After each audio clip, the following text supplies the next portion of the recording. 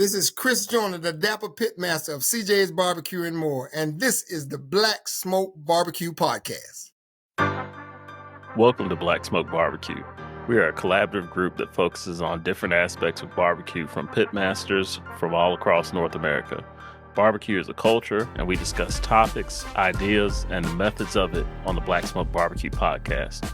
Our mission is to spotlight those lesser-known content creators in backyard barbecue, catering, food truck operations, as well as the African-American experience in modern-day barbecue. Sit back, relax, listen, and enjoy the show. All right, folks, we are live. Welcome back to the Black Smoke Barbecue Podcast, where barbecue is not only the code we live by, it's the culture we embody. This is your boy Jeff from Outdoors with Jeff, and today we got a great guest on the show. You're going to love him. I tell you what, I love him because that man makes the best oxtails this side of the Mississippi. But we'll get to him in 1 second. Let's see who's on the pod today with me. Charlie from Maverick Barbecue. How you doing, sir? What up, East Coast Jeff? Hey, are you on the East Coast right now? Let me tell you one thing, bro. It don't matter where I am right now. The only thing that matters is I'm going to be at home tomorrow morning at 11:38. Glory. So, and that's 8:38 Pacific time. So I'm good, man. Work travels as always, but hey, I'm good, man. How you doing, brother? Blessed, highly favored. Glad to be here with the fellas tonight talking about barbecue and some great stuff. I'm just trying to keep up with the world. You got these trade wars over here, and I'm just trying to make myself not buy a new phone so I don't get wrapped up in the whole thing. Hey, well, look, you know that phone gonna cost you too now. I mean, it's yeah. Hey, you're looking at that iPhone gonna be about another $2,500, $3,500 with the way old buddy's gonna get done with it. So we're gonna have to wait. I'll hold on to this iPhone forever, man. Yep. But shoot, man. But you been cooking anything lately? I've been cooking a little something. Work has been busy. You know how it is. Oh yeah. But I got on, cook some chicken once in a while, some leg quarters, some wings. Hey man, put that hot fire on some wings, and we got a party going every Friday. That's what I've been up to. Good deal, man. Well, I'm glad to have you here today with us, brother. And next, we got our resident poet, T from T-Dub Barbecue. How you doing, sir? What's happening, man? Man, I'm doing pretty good, man. Almost missed this recording. I had my times mixed up, trying to flush out that last couple of episodes on my other podcast. But other than that, man, I'm doing good. Hey, and tell the folks about your other podcasts, brother. The Brown Sugar Cafe podcast is the place where poetry meets conversation. Wrapping up season 4, got some pretty dope guests. My episode today that aired at the time of our recording is with Raphael James. He is a news anchor for Live at 5 News in Charleston, South Carolina. He just released a book, so we had a pretty good conversation about that. The book is called I Don't Want to Talk About It, and he dives into basically his journal dealing with a son with autism. He has his father passed from dementia, which challenged his beliefs in religion and God, but it was really good conversation. So check that out. Good deal. Yeah, I saw the reel on that, man, and I'm planning on checking that out. Probably hit that on the flight home tomorrow morning, but definitely glad to have you with us here today. But guys, we're going to get to our guest. This young man, this distinguished gentleman, the Dapper Pitmaster, is a friend of the show, has helped us out tremendously over the past year. And we got a chance to meet him in person at Country Style.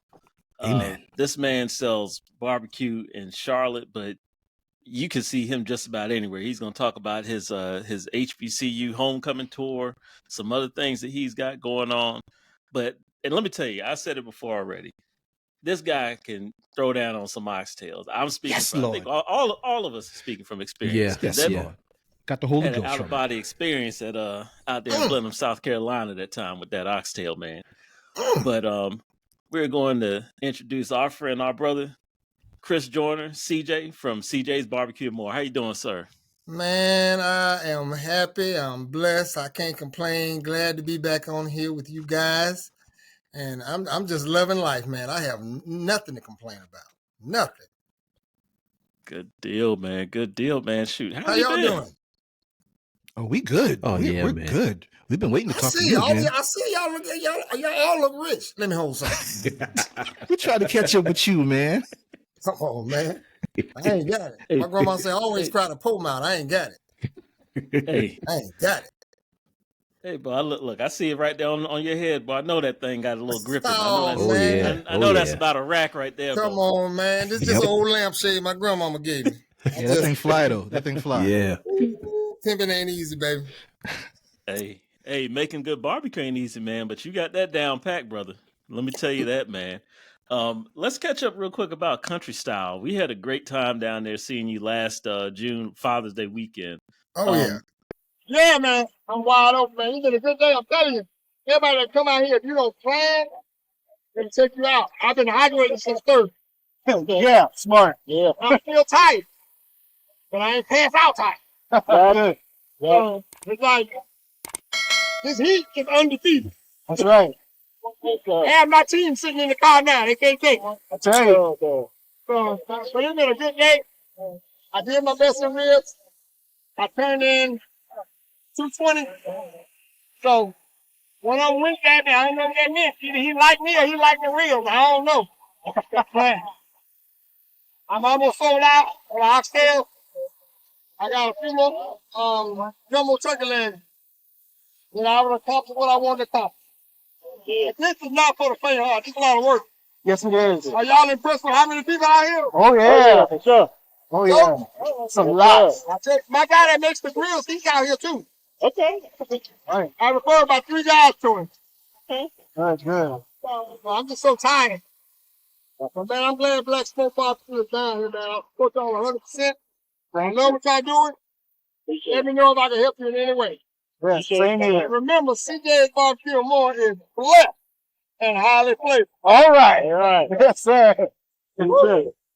You came on the show before that and gave us a school, and we followed your roadmap on everything you said. We hydrated. There you go. Yeah. We planned everything out, and dude, it was still hot. As hell. I tell you, listen. I thought the devil was sitting right next to me, boy. That son was straight disrespectful. Yes. That's the only thing I didn't expect. It was going to be another level of heat. But I mean, but even with all the heat, that's on Father's Day weekend. That's the Saturday before Father's Day. And I told my wife, I said, that's my gift to myself. I wouldn't miss that. I got to be dead and in heaven before I miss that one. I'm going to always be at Country Style. That is an event. If you've never gone, even if you don't know anything about barbecue, never had it before, don't know nothing, but if you go, it's such a family affair. It's a great atmosphere. And you meet some great people. You learn, even while I'm down there, even though I'm a pitmaster, I still learn a lot from everybody down there. You have a good time. You get out of it what you put in it, and it's just great. And the people are great, and you get to find out just how many people follow you in different states that you don't even know about. Because I had so many people come up to me and want to take pictures and say, hey, I'm from Florida. I follow you. And so I said, you came all the way down to Florida. She said, I just wanted to try your oxtails. And I gave people oxtails, and they enjoyed it. But it's a great, great atmosphere, and I'm looking forward to it. We only got a couple more weeks away, so I'm looking forward to it. Yes, indeed. Man, it was a good time, dude. Everything you told us about the family affair, the experience, I mean, that was all true. I mean, and let me say something, man. As somebody else who's gone to Memphis in May and some of these other competitions, this was the best food I've ever had. Yeah. At a competition. Backyard cooking. And I mean, it is some of the best stuff that I've ever had when it came to that. Totally. What sets it apart from the rest some of these other big Memphis in May? And those are great, great antennas, and it's full of technique in Memphis in May. But as Country Style, 75% of it is just straight flavor. Yeah. Everything about Country Style is about flavor, and you can't get that level of flavor anywhere else in the country. I don't care how big the professionals are. I don't care. Country Style, if you're a professional and you've done Memphis in May and you've done all those, but you haven't done Country Style, you ain't on the map yet. You ain't on the map. You got to come to Country Style. Yes, sir. And Yes, Art Fennell is a straight up genius, and I want to give that man his flowers now. And I Yeah, appreciate Art Fennell, what Art Fennell has done. And I tell my friends this all the time.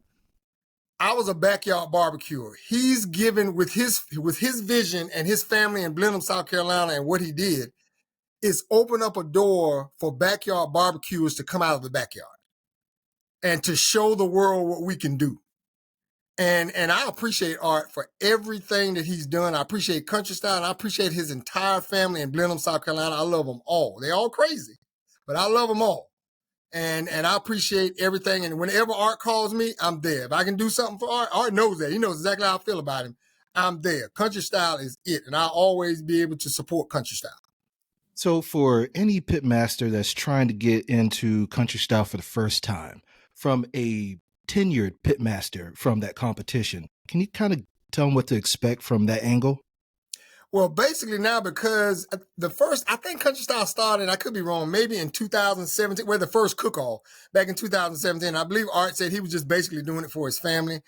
And when I first purchased my smoker in the last part of 2018, I was just playing around on YouTube and I found Country Style, but it was already taking place that year. So I told Art, I sent him an email. I didn't even really know him. I sent him an email and said, hey, whenever you get ready to start it up in 2019, just email me and send me the information. And he did, and I went.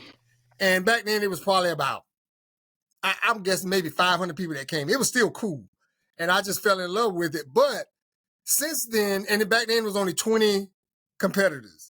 Now this thing, Art told me, he said sometimes they probably have over 200 people apply. They got to do a lottery system just to compete. They're only taking 50 pitmasters and I think 45 vendors or maybe 50 vendors.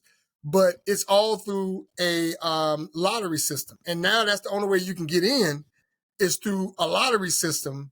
But it's fair. I know a lot of people try to get in, and I have a lot of people ask, hey man, can you hook me up? I said, man, I ain't got that kind of pull. I said, but just follow the process. I mean, have a conversation with Art and follow the process. But now it's done by a lottery system. And people are so excited when they get in. I mean, they're coming from, and I'm not over exaggerating, they're coming from all over the United States. And I didn't think it was that true, man. Last year, I saw Winnebagos. People were bringing their own personal lounge chairs. I saw somebody out there with a real couch. I was like, I don't know how y'all got They had a living room out there. I was like, I don't know how y'all did that. But it made me feel good because I was surrounded by people that look just like me. Yes. Yeah. And that was like, man, I ain't got to win nothing. Just look at us. I love us. Just look at us. And so it's you really got to be persistent. My suggestions to any pitmasters out there that's never competed in Country Style, want to try to do it, go ahead. I think they're already doing the sign up information now. Go ahead and do that. I think there is a link out there. Actually, they're doing it on Eventbrite. You can buy tickets to get there. There's a process for you to fill out your application and get in the lottery system. And I'm pretty sure they'll start making decisions on who made the cut. I'm guessing maybe in the last part of April, first part of May, I'm guessing, but you have to confirm with the Art on that. But that's the only way you can get in is through that lottery system and saying a prayer because it's big. It's huge. It's huge. And then the people that don't actually make it in to compete, I've seen a lot of them just drive down. Just say, man, I just want to come down there and take a look, see what it is. Wow. See what it's like. So that's, to my knowledge, that's the only way to get in. Yeah, we met a guy from New Jersey when we were there. And I was like, wow, y'all came down here to South Carolina to be a part of this? I mean, I used to watch it on, well, still do, not used to, but watching it on YouTube. And you think you know what the experience is like, but once you get there, it's just like, man, you're just seeing a small piece of it because we were out there all day. And I think we left for 6 o'clock and people were still pulling up. Yep. Yeah. Or trying to still get in. Yeah. It's limited all space. day. Yeah, it's limited space.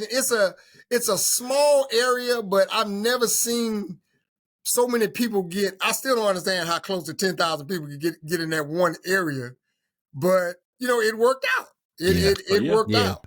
So I mean, this year I plan to get down there. I still get down there on Fridays, but this year I'm planning to get down there even earlier because I'm bringing so much stuff down there. My goal is to be there no later than 12 p.m. on Friday.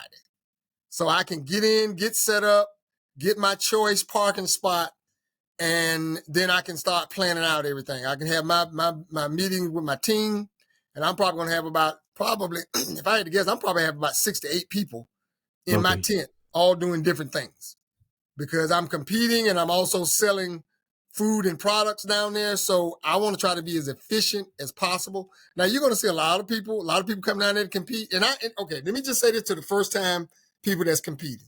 I know you're excited. I know you want to show everybody how you prep your meat. You want to show everybody how you cook your sauce, how you make all that stuff up before you come down. Don't do that when you come down here. Have your sauce and your rub already made out. Because I'm telling you, there are going to be so many moving parts to this thing. You got brisket's going to be competing. You got wings are going to be competing. You got ribs are going to be competing. Sauce, rubs. So that's 5 things you got to focus on. And then if you're going to be selling stuff, you got to figure out what you're going to sell. My suggestion, you can do what you want, but try to think of something that everybody else is not selling. That's I'm just throwing you a little hint. Now, the one thing that everybody's going to sell, pulled pork. And you think about it, if 10,000 people got 50 options to go get pulled pork, you might not be making as much money on your pulled pork as you want to. So I'm just giving you a little friendly tip. I drop little nuggets every now and then. But I'll be creative. Be creative. Because they sell everything down here. Yeah. Everything. Yeah. Watermelon, I saw somebody fish. selling a hot cone down there. I was like, man. I missed that. That's funny. I was like, no, I'm serious. Somebody was selling a hot cone, and I was like, man, you ain't got to plug it up. Just hold it up. Just hold it up. Wow. For real. Because it was hot. Wow. It's really hot for you. But I'm saying, but it's cool. Everybody, it's an opportunity for you to come down there and just have a great time. I love it. I love how you brought up prepping first before you get out there. Yes. Because we had Blue Smoke Blair on here, and she said that was one of her mistakes in her first competition. She didn't know you can prep your food first. And that's a lot of time. You're looking at 10,000 people coming in. That's a lot of prep work. And just for you to try to do it while you're out there, you're cutting into your time for the competition. You're cutting into your time for selling stuff. So I really appreciate you sharing that. Yeah. You can when I say prep your food, that's not the competition stuff, but you only get that morning. So you can only do so much prep. I'm talking about like stuff that you plan to sell. Have all of that prepared and ready to go. Prep all that stuff. If you're going to be frying fish, have that stuff prepped and ready to go. I mean, you're not going to want to do all of it when you're down there, because you got to leave room for the what ifs. Okay, what you got? What if you ain't got enough ice? You got to find somebody to go make a run, because trust me, you're not going to be able to leave your tent and go make an ice run, because the closest store is, I swear, about 15 miles down the road. Oh, yeah. Oh, you're right. And by the time you get back, that ice going to be H2O.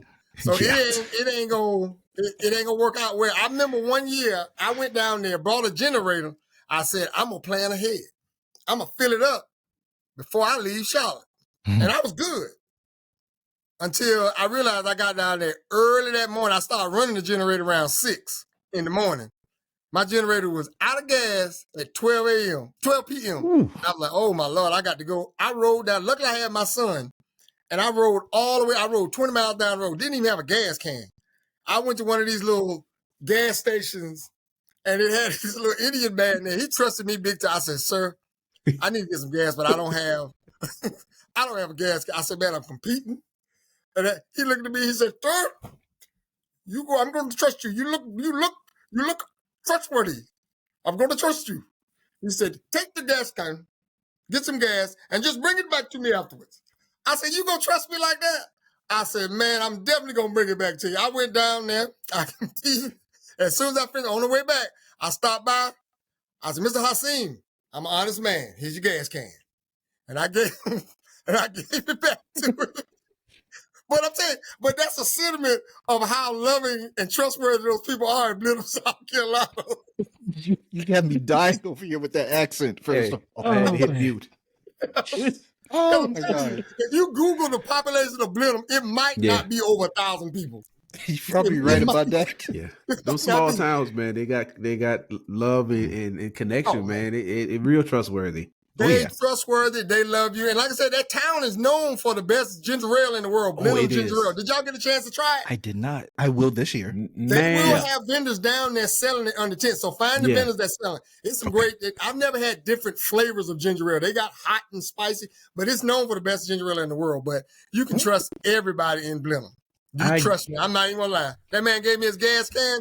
Now she was a little bit. I said, man, this man's so nice. I grew up on that ginger ale and didn't even know it was from South Carolina until in that little town. Until we had you on the show and you were telling us about it. Because growing up, I thought it was Blenheim. I didn't know it was Blenheim. Yeah, but I grew up on it in Columbia, South Carolina. I didn't realize where Blenheim was, and I just knew my grandparents used to buy it every now and then, and I used to enjoy it. Yeah, and but now it's like, you know, I don't even, they sell it everywhere in Blenheim, but you can get it in certain stores close to Blenheim. I remember I was driving down to Greenville, South Carolina one time, and I stopped at this, they had a sign that said, hey, we sell Blenheim ginger ale, and it was in Spartanburg. And I just pulled over and I bought a couple cases of it because I knew I wasn't going to be able to get it before. But so there are places to get it, and you can also buy it off of Amazon also. Oh, okay. Yeah, they have it at Lowe's Foods. Yeah, I saw some today. It's $13 for a 6-pack now, but it's high. It's high. You can't even drink that. You can't even drink that like you drink a soda. You got to sip it. You got to sip it. You got to sip it. My wife asked me, why you drinking it like that? I was like, this bottle cost me $8. I got to sip this. Take your time with it. So I got to sip it. I'm not even gonna throw away the cap. I need that. Oh man. I need that. Oh man. So CJ, I got a question for you. Going back to the whole advice to give people that haven't been to Country Style before or the pit masters that are planning to compete, you're a really, really hilarious person. Now, we know from experience that there is trash talking amongst the peers. Now, tell the people what to expect. Man, listen, you probably liable to walk up on people telling Christian lies. I mean, they all got stories to tell, and everybody know Jism. Jism is the ring leader. Oh yeah, Jism is the ring leader. You know what Jism told me? We were at the cause you know they bought Country Style up here to Charlotte. He come walking up to me, man, you looking like I had an apron on that didn't fit. It was kind of wide. He said, man, you look like you done gained weight. I said, Jism, I done lost 20 pounds since the last time you saw it. No, man, you look like you gained weight. I said, well, where your teeth at? I said, you missing your whole front grill. And then he just looked at me, he said, yeah, I forgot who I was dealing with. I said, yeah, now tiptoe back over there. Go on back over there. Now, see, I'm going to tell you something about me. I don't mess with people. But if you mess with me, you walk over here, what's that old saying? You're going to limp back. You're going to limp back. I learned that from my Aunt Marie. She is the best joke teller in the world. She always told me, she said, Chris, you funny, but you're going to run up on somebody that's going to be funnier than you. She said, but always keep a joke in your pocket. Always keep a joke in your pocket. I keep one in my pocket. So I know sarcasm when it walks up. And if you sting me, I'm stinging right back. But it's all good, man. It's you get to meet some of the people that tell some of the best jokes. Oh my God. They could be still flipping the meat on the grill and they'll sting you. All right, young fella. You walk over here. But you ain't gonna like what you find. I mean, they were just. I love to mess with a couple of Den Fin. It's a bunch of them that's just hilarious. And then one of them, Goat Gardener Barbecue, Trey Gardner, he is hilarious. He don't do a whole lot of talking, but if you get him started, that rascal will have you rolling. He will have you rolling. But yeah, they talk them some master track. It's like everybody that's cooking on the smoker, they play spades. Yeah. All of them play spades. Yeah. All of them. You wouldn't even want to play spades with none of them. Make you cry. Oh my gosh. They just, if you, now one thing I cannot stand dealing with somebody who can dish it and can't take it. Oh yeah. I can't, you won't even know when I cut you off. Cause I can't, I'll even admit if somebody get me good, I say, man, you got me. But I can't stand somebody that's always getting somebody. And as soon as you sting them one time, now you ain't had to do all that. You ain't, but didn't you just say this to me? But yeah, I didn't say it that way. Well, okay. Let me put you on my list. I got a list right over here that I keep in my head of the people I don't mess with. I know how to talk to them. But they don't know that. I was like, I ain't got time for all that, man. Let's go over and let's smoke this meat. Let's get this smoke rolling. I wish that they would put you and Spoon-Fed like right by each other. That'd be great. Oh, Spoon-Fed, that's my dog. I just talked to Spoon-Fed the other day. Now, Spoon, boy, that brother, Spoon is off the chain. Yes. He is off the chain. I'm telling you now, he ain't gonna do nothing but whole hog, leg quarters, and ribs. He don't go above that, and he ain't going below that. That's all he do. But I'm gonna tell you, I love a man that knows his lane. He know his lane, and he ain't going no far. But now I'm telling you, if you try to crack a joke on Spoon-Fed, he gonna feed you something on that spoon. I'm telling you. Oh yeah. Now he one of the best trash talkers. Oh yeah. Yes, sir. One of the best. That's my dude though. We talk at least about once every 2 weeks. I mean, Spoon's a great guy, man, and he's got a. I was talking with him the other day, man. He's got his trailer done now. Oh yeah, he got a nice trailer. Yeah, and it's called the Spoon-Fed Party Wagon, and he said he's gonna have the grand unveiling at Country Style. So snap. Keep your eyes on that. I've seen a couple pictures of it, man. It's some good stuff. Oh, yeah. He's adding more to it every day. He and I always sending each other pictures of what we got, what we bringing down to Country Style. So I know what he said. He said, "Yeah, buddy." He said, "If I can get my man to work on it, I'm gonna have him check it out with some lights." Well, he one of the brothers that I always feel like he talk to you and he make you think he got cognac in his hand. He hold that pinky up, but he ain't got no cognac in his hand. He just sound like he got kind of put them lights on. I was like, he scratched his ears off the chain. It's accurate too. Yeah, I know. Oh yeah. Oh, that's my dude, man. That is my dude. Yes, indeed. Hey, I wanted to ask you real quick and pivot on a minute. So you're getting the oxtails; those are going to be ready to ship here now, right? Yes, sir. Yes, sir. Yes, sir. So I've been working on my website. I had a little snag, and it should be done this weekend. My website should be ready to go this weekend. But yes, I plan to start shipping them across the United States. This is the plan. I got to put this information out there on the website.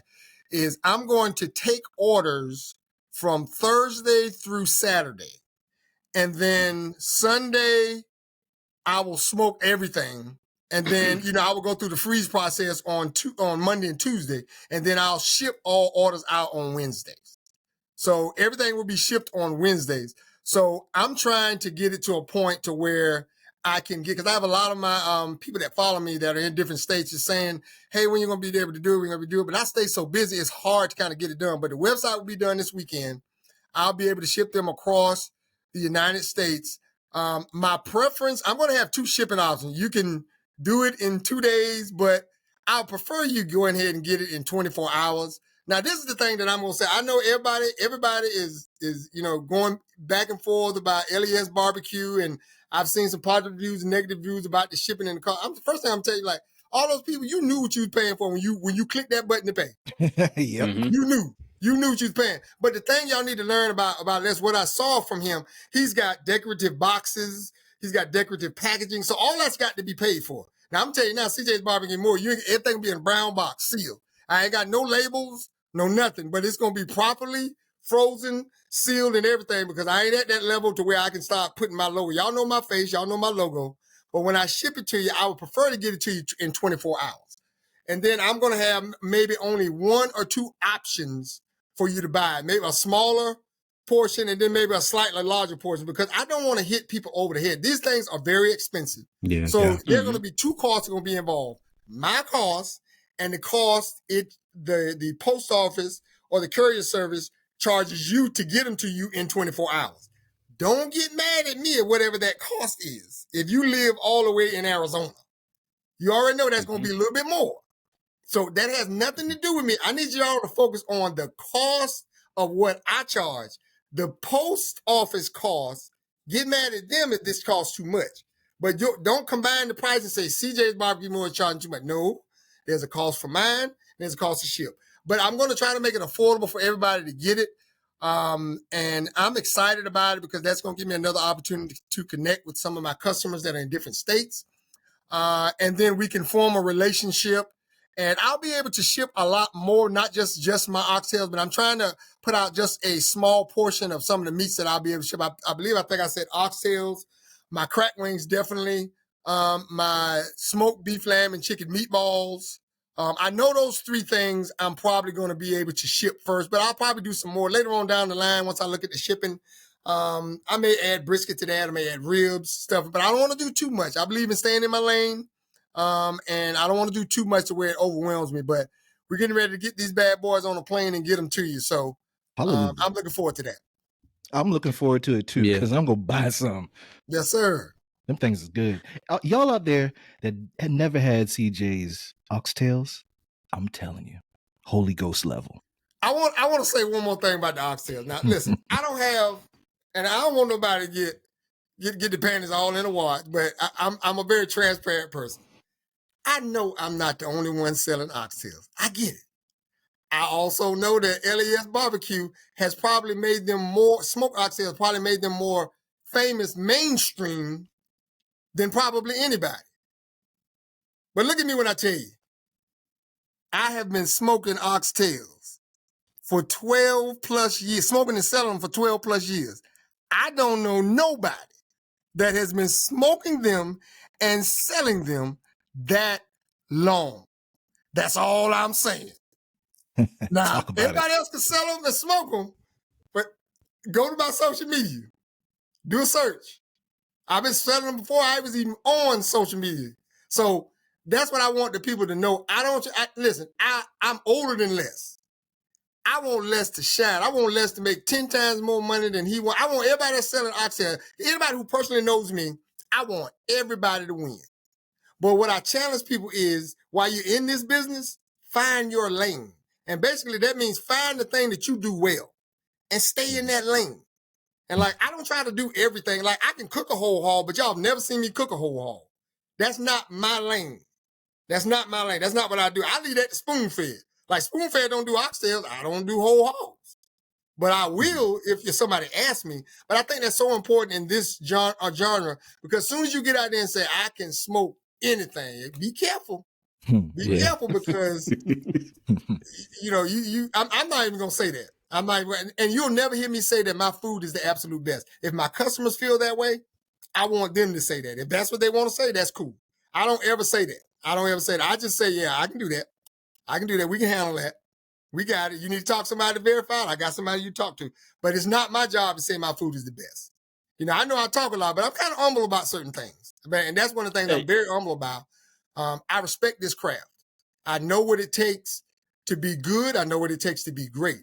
I have earned my stripes because I have been behind the scenes for 20 plus years before I turn on the light to introduce the world to the Dapper Pitmaster. So I wanted to make sure that I was ready and that I can walk that walk and talk that talk. I'm not the best, but I ain't the rest. Hey, well, all 3 of us can verify those oxtails. Yes. Oh, yeah. They the best. That's true. Yeah. They the best. I'm actually tripling the amount that I brought down there last year. I'm tripling the amount. I'm coming down. Yeah, because you ran out last time, didn't you? I ran out. Yeah. I thought I had enough. Them things are so good, man. I had probably about 150 orders of them. I thought I had enough. Oh, man. Hey, well, while we're on oxtails, let me ask you this, because this is a question that typically goes to all the folks that are running restaurants or food trucks or catering, anything like that. The cost of oxtail, it costs. Now, at right now, it seems like barbecue is coming off like a luxury item to some folks. People are saying that because of the pricing. Yes. When in all actuality, it's a little bit more that goes into it. People don't take into account the time it takes you to cook, your fuel, those other things. How has that cost impacted you and your prices? And how do you deal with people who come at you to talk about, well, what's going on with your prices here? To be honest with you, I've never had anybody come to me face to face and question my prices. And I think that's because there are a lot of people out there that love to run their mouth, talk. Oh man, I'm bad. I'm this, I'm that. But I'm gonna tell you one thing. If you want to be able to call your own prices, you better make sure your food speaks for itself. That's the key.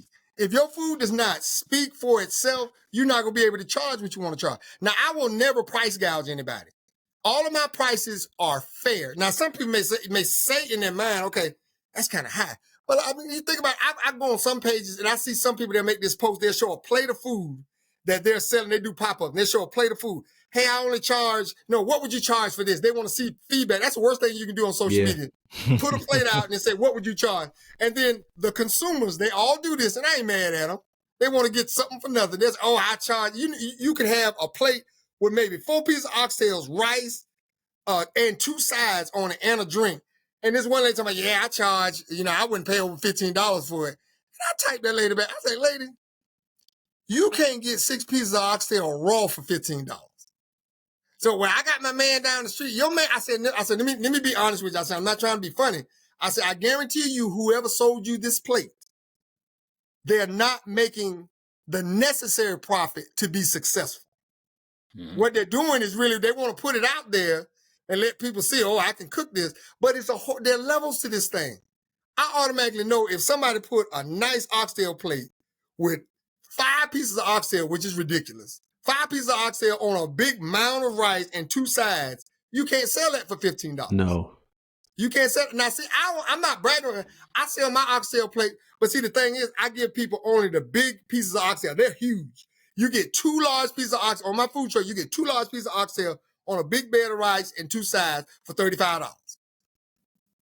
For $35, and I'm still gonna have to go up because of who's in the White House. Yeah. Food prices going up.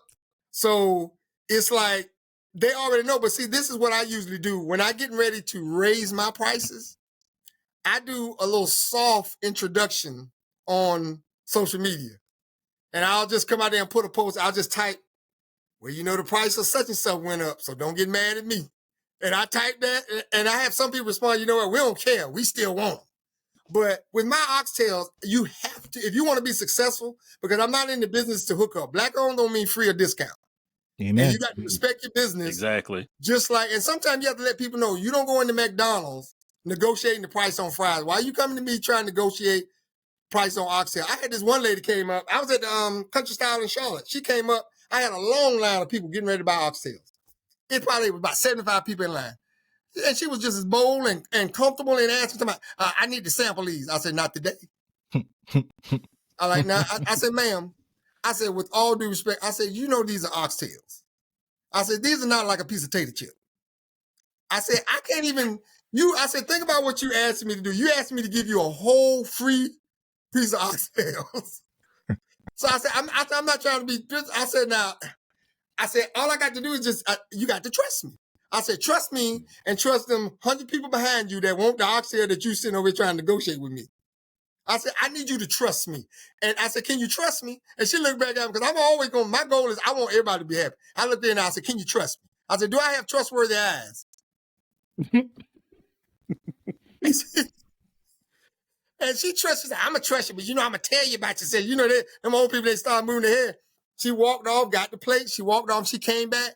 She said, sir, I owe you an apology. She said, these are the best oxtails I ever had. I said, I told you I wasn't going to lie. Now, see, I just gained a customer right there. Yeah. I got a number. So when I start shipping, she was in another state. I'm going to email her and say, sister, they ready to ship. Now, see, she won't question me anymore. But oxtails are expensive. You can't fake it if you're not pricing them right. Now, you can overprice them. You can. And it's going to turn people off. But you have to do your homework and your research on what's a fair price to charge, because consumers, they want to enjoy the food, but then some people who really can't afford it, you don't want them to have to spend $60 on a plate of oxtails, for, getting 2 pieces of oxtails. So I'm always honest with my customers. I tell them the truth, but I price mine according to the market. And if the market goes up, I got to go up. So now you got me thinking about barbecue competitions, like with the price of, and I don't think we've ever really discussed that here. Like, how does the price of meats and things like that going up, how does that affect competition cooking, if an effect at all?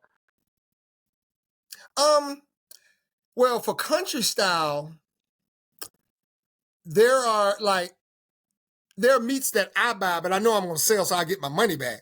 But, I have to buy the oxtails. I think also for the brisket, you don't necessarily, they allow you to actually cook your brisket and bring it there, which I don't know really I like that, but that's how they do that. But because they don't do an overnight cook, that's the only thing you can do because brisket takes longer. So let's just say if I was competing, you got to buy, if you plan on selling anything out there, you got to buy everything you're going to sell. Then you got to buy your brisket. So these are things that you got to buy out of your pocket. And so if prices fluctuate and go down, you have to figure out, okay, how many am I going to buy? Do you want to try to feed everybody the brisket? Because they don't want you to sell anything that's part of the competition. So you can't sell your brisket. You're just making sure you got to have enough for the judges to sample. And then if you got a couple customers that come through, if you only bought one brisket, then it's for first come, first serve type thing. But you have to pace yourself. But because of what I learned last year, I learned that all the food that I bought, I can afford, or I need to find a way to either double or triple the amount that I bought because I know exactly how much of what I had sold. My oxtail sold just like that. So I could buy double the amount, which is what I'm going to do. And I also had jumbo turkey legs out there. Now, this was what I found about the jumbo turkey legs. I had about 110 out there. I only sold about 75, which is still good. But I came back home with, close to 30. But what that told me was, once I walked around and looked at it, there were more people selling turkey legs, and I didn't need to bring that many. So I'm strategic when I go. And there's still going to be plenty of people bringing too many turkey legs, but there were so many people selling turkey legs. So my goal is this year, I'm only going to bring 50. I'm only going to bring 50. I can knock those out quick, but then I have multiple things. This year, I'm planning on selling oxtails, turkey legs, and I know we'll talk about this in a little bit, but I'm bringing my custom Santa Maria deep fry down there, and I'm frying chicken and fish. So it's going to be, it's strategic now. See, I'm going to have my Santa Maria grill, and I know we're going to get into that. It's different than everybody else. So it's going to be a conversation piece anyway. So I already know that's going to attract people to come to my tent. I don't care if anybody else selling fish. Everybody else could be selling fish out of a wash pot. The Dapper Pitmaster going to have his custom deep fry made. And when you walk past you, they're going to say, what in the world is that? Give me some of that. That's exactly what they're going to do. So I already know. I'm strategic with mine. And I got a number in my head that I'm going to make. Because you can't, I got my good friend, Barry Green is my mentor. He has his own business. He's an entrepreneur. He already told me, he said, Chris, you got an opportunity to make money. Don't leave no money on the table. Don't leave no money. So it makes no sense to bring one bag. If your thing is selling French fries and you want to bring 2 bags of frozen French fries out there and say, I sold out. I said, I know you did because you ain't have enough. You ain't have enough. Come on, listen, I understand when you don't have a whole lot of money, but sometimes you got to rob Peter to pay Paul to get just enough because you will make your money out there. Yeah. Oh, yeah.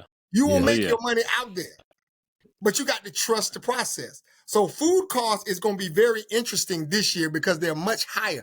I want to know how the food costs are going to impact Art with whoever he's negotiating with for the ribs. I don't know whether they pay for them or they get it donated. I'm assuming they have to pay something for it, but I wonder what that cost is going to look like when you have to buy all the ribs for the whole competition. Now, I wonder if that's going to impact him. That's going to be interesting to find out.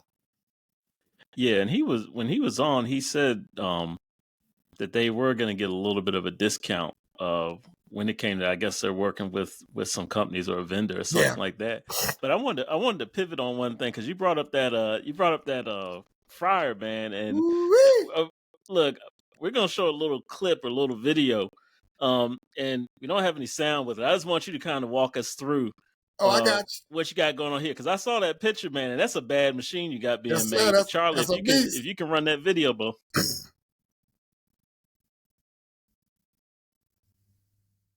Oh yeah, that's it right there. That's my custom deep fry right there. I had 2 people work on this. One of my guy who made all of my smokers, Mr. Hezekiah Barnett, he's a master welder. He made the base of it. And I've had it for about 2 years, but I've always wanted the Santa Maria part put on it.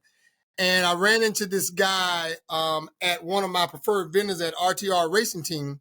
And he told me, say, hey, I was looking for someone to put a custom Santa Maria crank on both sides. And I wanted it removable.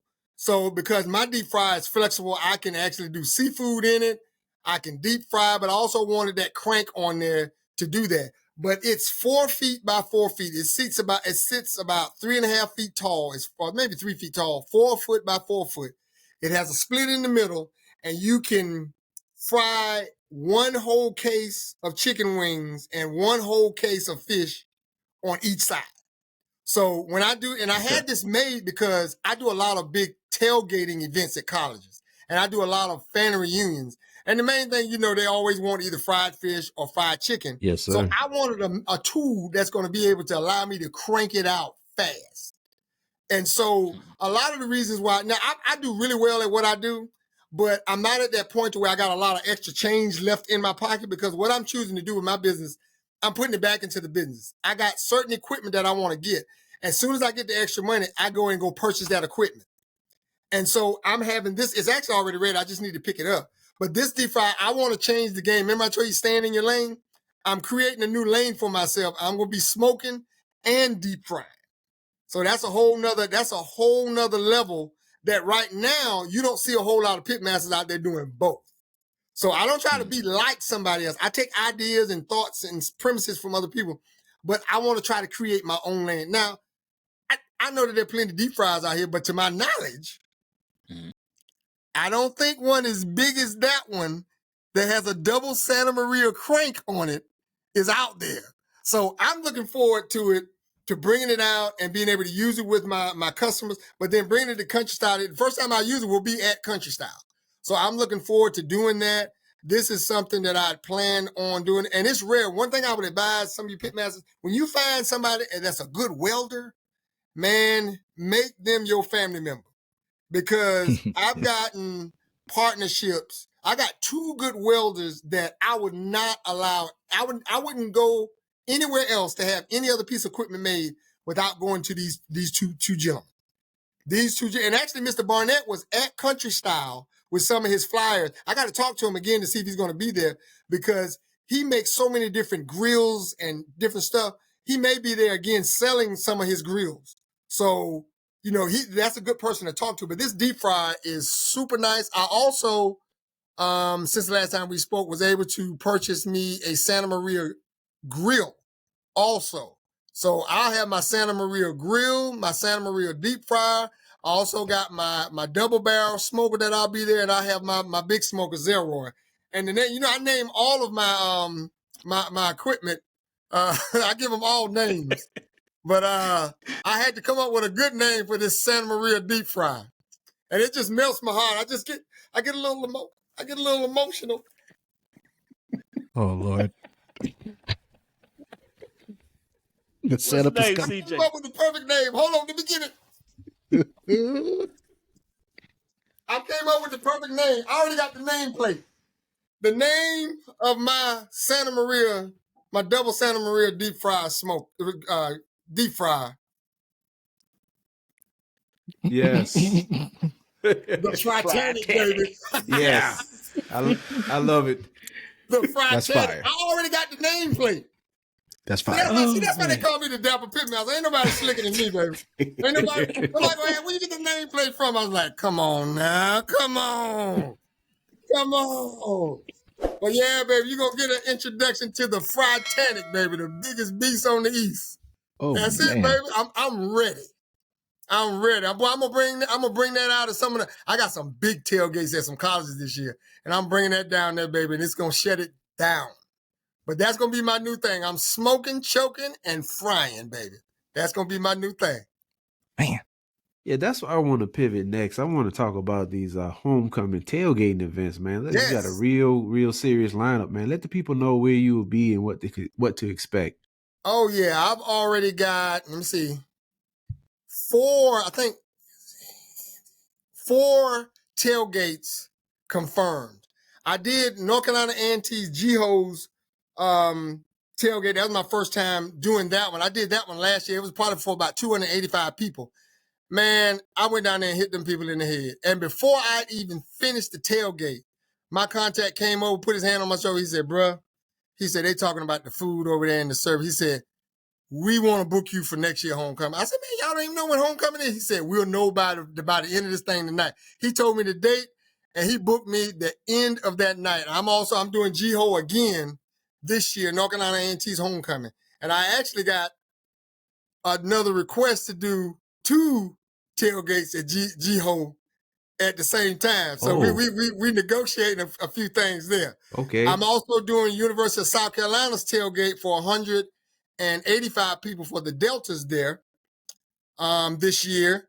I'm also doing University of North Carolina's homecoming tailgate. I got a big tailgate drop-off. I got a customer that calls me every year, the big tailgate, and all he wants me to do is cook it and drop it off.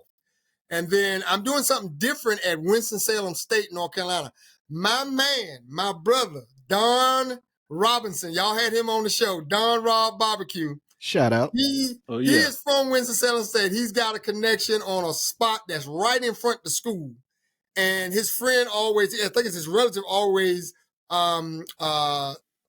may rent it out to some people, but he asked Don, said, hey, you want that space? You can come up there and sell. My brother asked me, he said, man, why don't we come up here and hit him in the head and just sell our stuff right at the front gate of Winston-Salem State? So he gonna bring his stuff, I'm gonna bring my stuff. We're gonna be smoking, deep frying, everything at Winston-Salem State right in the front of the school. We got that choice spot. So that's not really a big tailgate, but that's going to be one of those big events to where we're selling everything we got. And people have to walk past us to get to the car and to get to the front gate. So that's going to be a great opportunity there. I got room for one more probably tailgate. I try to do about 5 because, you know, homecomings are usually within a month and a half to 2 months away. So I'm trying to squeeze into a couple other schools, but the tailgates are astronomical. They are just so much fun. And if you do, like I tell people, my success is in my prep. My success is in my prep. And it doesn't matter how big it is, but when I prep, it turns out well. Now, I have to be honest with you, I have made some mistakes in the past, but in a lot of stuff that I do, but I learn from my mistakes. I don't beat myself up. Because if you quit the game after you make a mistake, you'll never be successful. And so I'm thankful for these tailgates. So for that string, I probably won't even have my trailer out for a whole month and a half. Because I'll be doing, like the tailgates are probably on Saturday, but I'll need a whole week to prepare for that one day. So I probably for a whole month and a half won't even have my trailer out. I know people be looking for me. I'm like, hey, it is what it is. But these big tailgates are so, and what happens is when they see you doing one, somebody else will reach out to you and say, hey, can you do this? Hey, can you do that? And then I also have big family reunions as well. So I'm looking forward to those tailgates and going to the big man. I'm telling you that those big tailgates like G-Ho and University of South Carolina are usually the biggest ones. They are a lot of people. Yeah. A lot of people come through there. Yeah. I've been to the University of South Carolina homecoming a couple of times and whew. Oh yeah, it's a lot of people. A lot of people.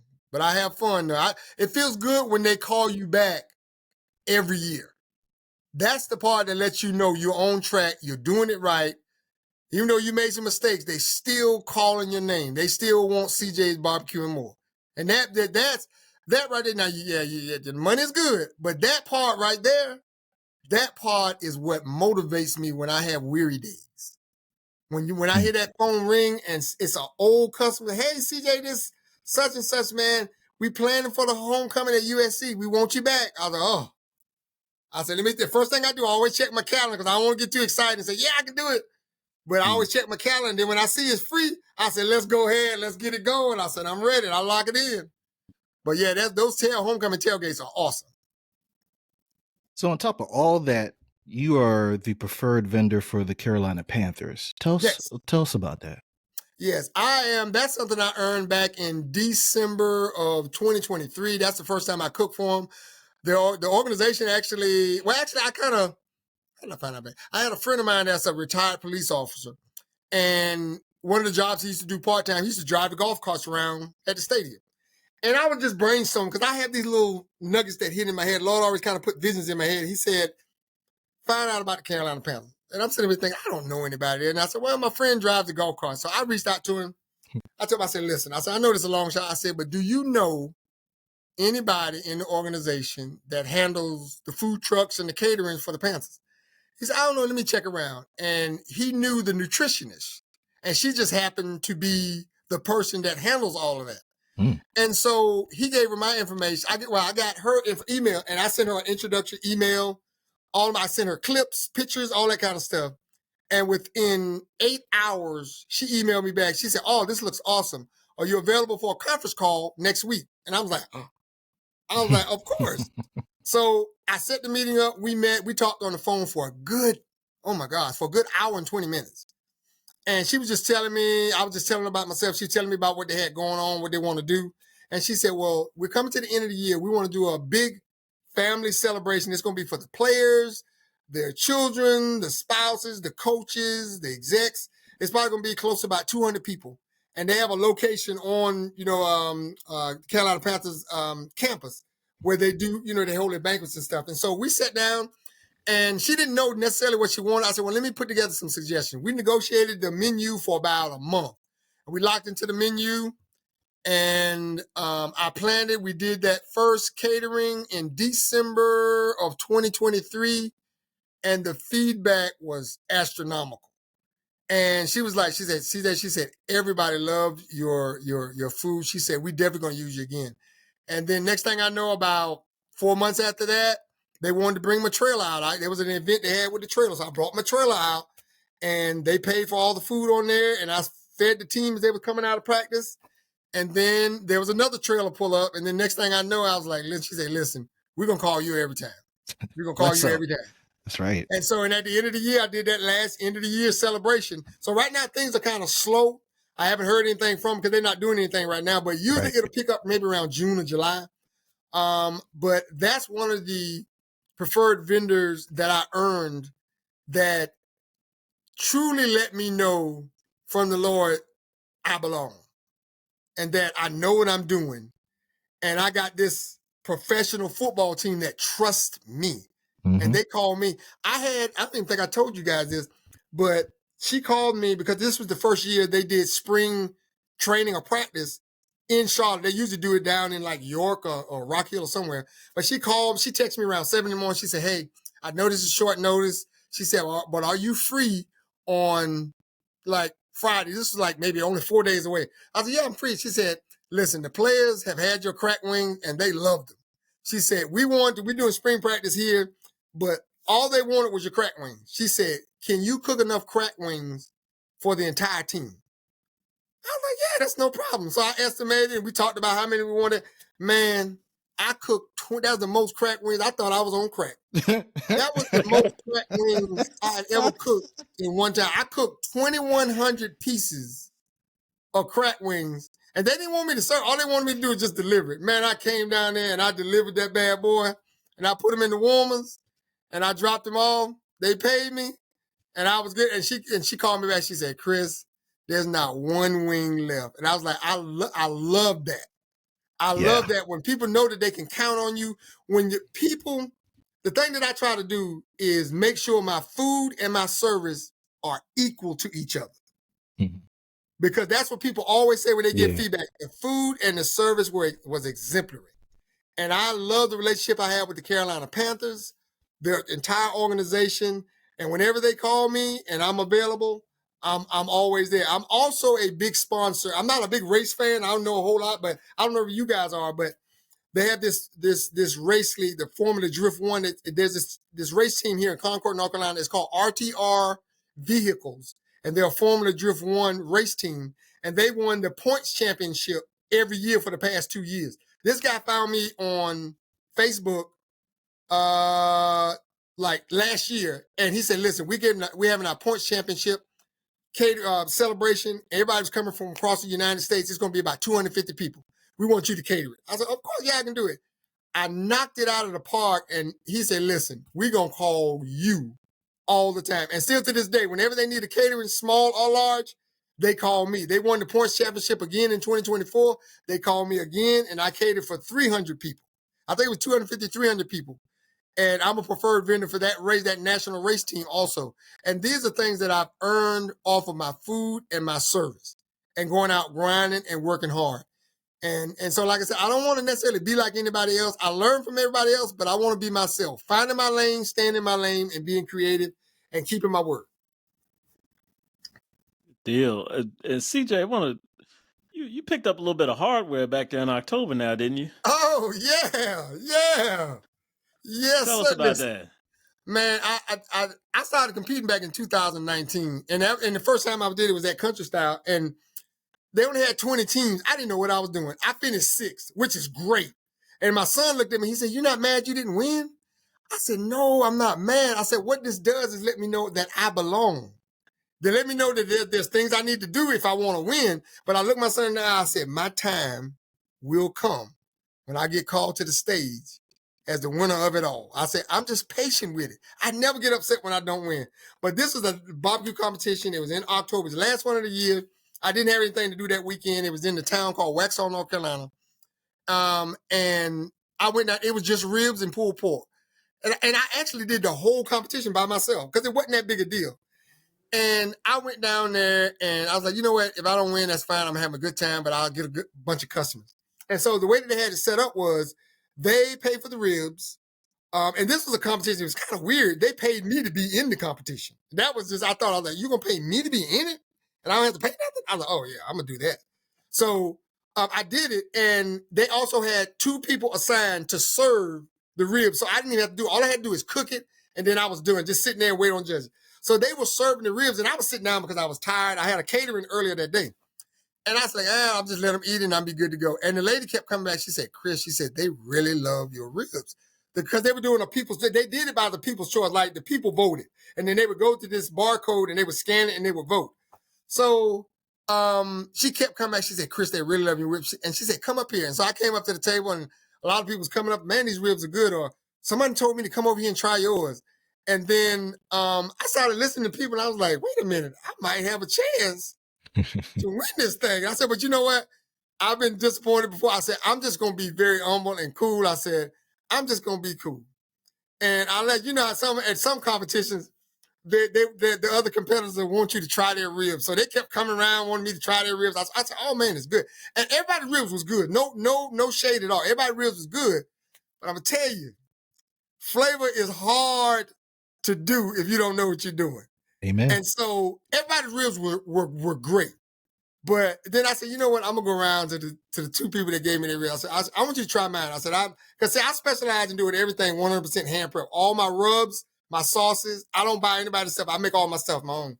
And the guy bit it. He was like, he said, "Well, I'm glad there's second place." He said, "Because ain't no way in the world somebody's gonna beat this rib." I was like, man, go ahead on. Because I wasn't even thinking about, literally, I was competing, but I wasn't thinking about winning. I was like, there's too many people out here. So when I got up here, everybody, even the customers come back and like, if you don't win, it's a travesty.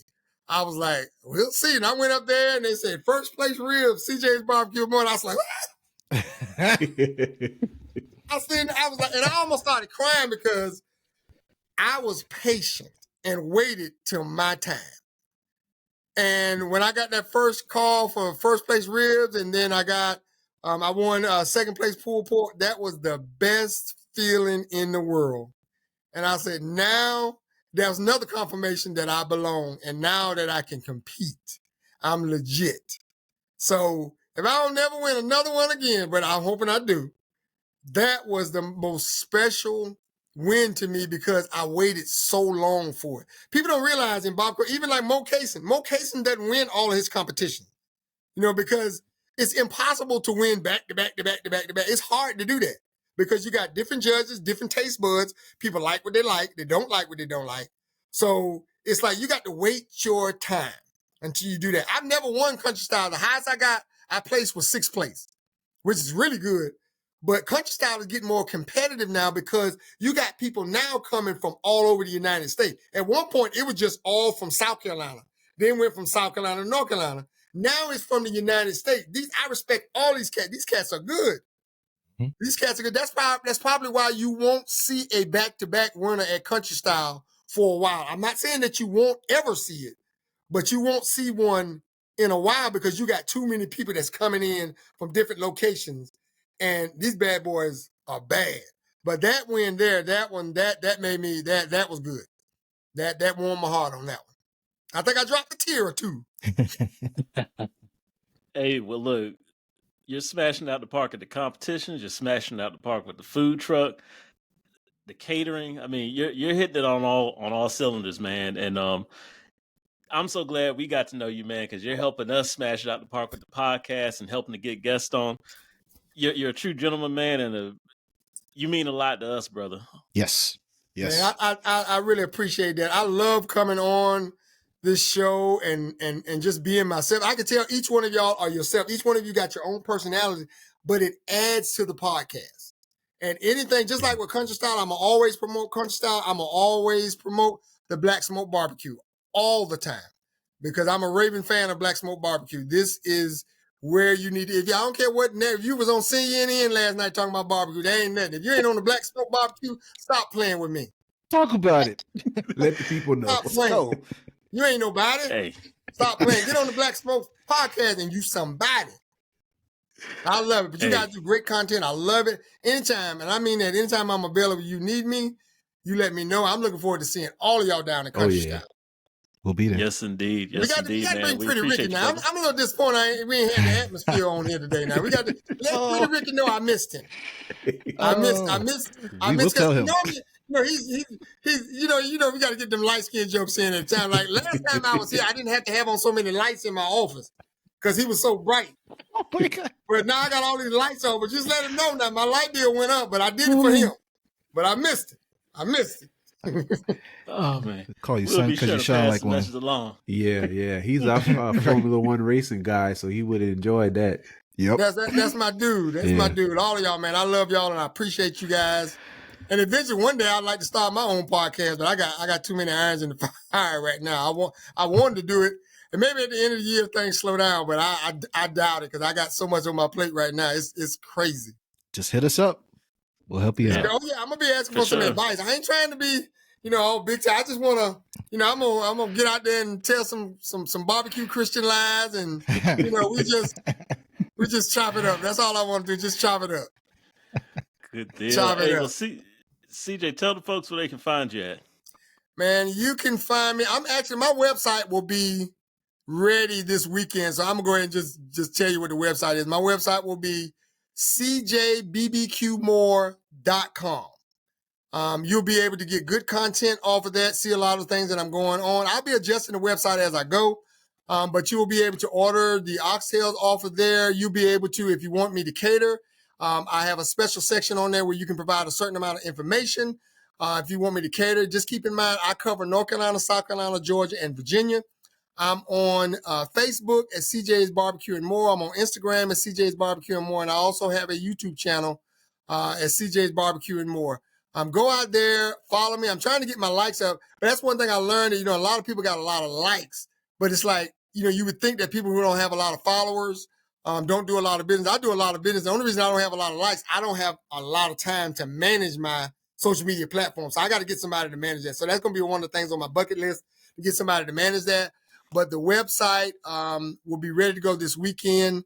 You can find me. Where am I going to be? What's the next thing I got? Oh, I have a barbecue competition in a little town called, I think it's Lyman, South Carolina. I think it's May 8th. And that's where I'll be. That's my next barbecue competition. And then the next one after that is Country Style. I don't try to do too many. And then the last one will be, I'll be doing the wax all grilling and chilling again in October. So I don't want to do too many.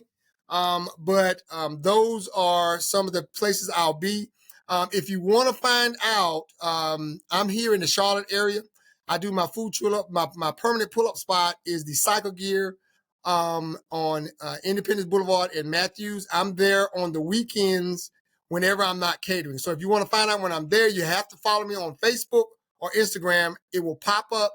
My invite will pop up when I'm going to be there and where I'm going to be there with the menu, and you'll know where I'm going to be so you can catch me, you can get it. But if you want to catch me, if you have a special request, you can reach out to me on email at cjbbqmore@yahoo.com, cjbbqmore@yahoo.com, and my telephone number is 704-516-3000. Feel free to pick up the phone, text me, however you want to do it through Messenger. I'll get back to you. If I don't respond shortly, I will get back to you. Just know I'm still working, but I will get back to you. Hey, look, now, this man got some pull when you get that 3000 as the phone number. Oh, man. That's all I'm saying, bro. I mean, that's strictly reserved for businesses now. So believe it or not, I've had that phone number pushing 20 plus years. Wow. And that's why I know what I'm doing now is ordained by God. I didn't even know that phone number was going to be what it's going to be. But it's an easy phone number. Yeah. And I'm not going to say, my wife said, you want to get it? And I said, no, I want to get it's too easy. It's too easy to remember. So I like it. It works out. And it's good. It's good. It works out. It's good. I like it. Hey, but look, we definitely appreciate you coming on, man. Always a great time talking with you on the pod and in person. And we're looking forward to seeing you in June at Country Style. Absolutely. I'm looking forward to seeing you guys too. Yes, sir. Thank you guys for having me on. I really appreciate it. Not a problem. Not a problem. And next, we'll go to T from T-Dub Barbecue. T, where can the folks find you at, sir? You can catch me on all the socials, tdub.bbq. You can catch me on YouTube, tdub-bbq. If you're into poetry, you can catch me at the Brown Sugar Cafe.